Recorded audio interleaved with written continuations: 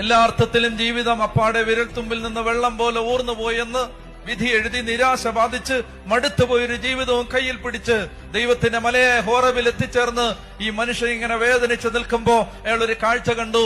ഒരു മുൾപ്പടർപ്പ് കത്തിയെരിയുന്നു, പക്ഷെ അത് ചാമ്പലാകുന്നില്ല. മുൾപ്പടർപ്പിന്റെ മധ്യത്തിൽ ജ്വലിച്ചുയർന്ന അഗ്നിയിൽ കർത്താവിന്റെ ദൂതൻ അവന് പ്രത്യക്ഷപ്പെട്ടു. മുൾപ്പടർപ്പ് കത്തിജ്വലിക്കുകയായിരുന്നു, എങ്കിലും അത് എരിഞ്ഞ് ചാമ്പലായില്ല. കത്തിജ്വലിക്കും, ചാമ്പലാക്കത്തില്ല.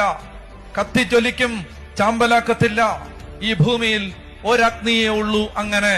അത് കത്തും, പക്ഷെ അത് നിന്നെ ചാമ്പലാക്കില്ല. നിന്റെ മേൽ കത്തും, അത് നിന്നെ ചാരവാക്കില്ല.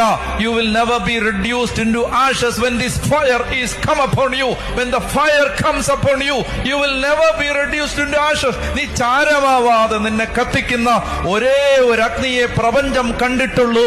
ആ അഗ്നിയുടെ പേരാണ് പരിശുദ്ധാത്മാവ്.